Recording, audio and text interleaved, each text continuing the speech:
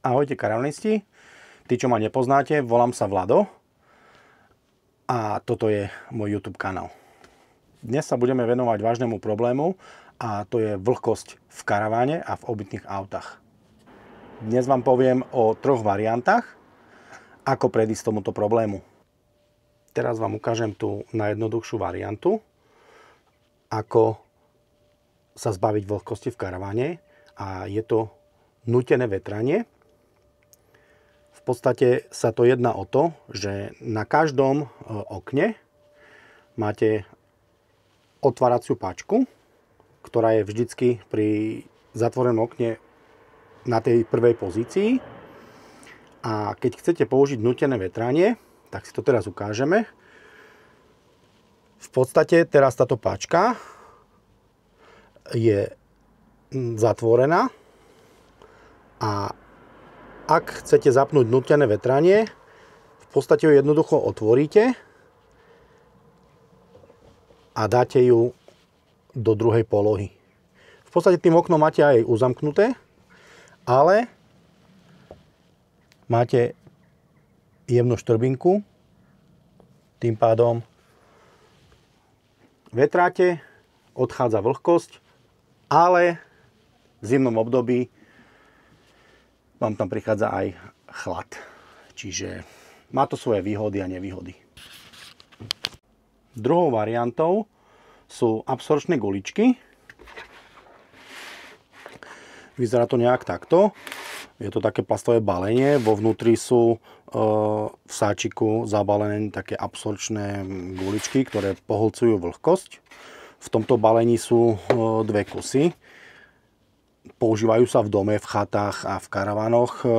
Toto balenie vychádza na cca nejakých 10 €. A ja to používam v podstate len v zimnom období, keď parkujem karaván a nie som v ňom.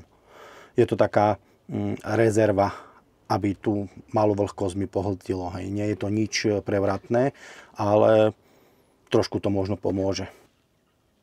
Máme tu tretiu variantu a za mňa je to najlepšia varianta. Sú to prenosné malé odvlhčovače.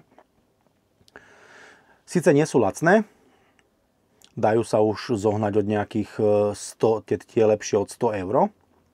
Ja v podstate mám značku Bodepod. V podstate kúpil som ju na Amazone za nejakých 120 €, 130 € zhruba pred rokom. Je to úplne maličký prenosný odvlhčovač. Má to aj extra vývod. Má to nádobku na vodu. Má to v podstate jednoduché menu. Zapnúť, vypnúť, comfort, time a rôzne módy. V podstate, čo mám tak skúsenosť z tejto zimy, je taká, že za cca nejakých 24 hodín, deň a noc, mi odvlhčilo 1,5 nádobky. Takže za mňa je to fakt super a videl som veľký rozdiel, keď som to nepoužíval. Vtedy som mal okná, keď sme sa zobudili ráno, úplne zarosené. V podstate až pri tesnení stála voda a všetko vo vnútri bolo vlhké. Keď som používal tento odvlhčovač 24 hodín denne, bol zapnutý. Nemusíte sa báť, hej, samozrejme, keď je zapnutý 24 hodín a nie ste v karavane, v podstate má tam v nádobke takýto plavačík. Ono, keď naplní tú nádobku, tak sa automaticky to vypne. A v podstate, keď som to používal, aby som sa vrátil k tomu späť, tých 24 hodín, tak videl som naozaj veľký rozdiel v tom, že keď sme sa ráno zobudili, na okne som mal úplne len zhruba centimetr a pol vlhkosti, čiže mal som to len tak jemne orosené a fakt nebolo nič vlhké. Takže za mňa je to proste topka. Dole do popisu vám pod týmto videom dám aj link, kde som to kúpil na Amazone a aká to je značka. Mal som v podstate aj silnejší model na porovnanie, ale ten som vrátil späť, nakoľko bol o mnoho väčší, ako bol silnejší, ale za mňa veľmi hlučný.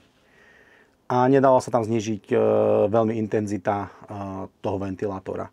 Takže vyhral tento menší model. Ak vás toto video zaujalo a poprípade aj pomohlo, alebo ste sa rozhodli, čo kúpiť, tak mi neváhajte dať like a odber a môžete sa tešiť na ďalšie video.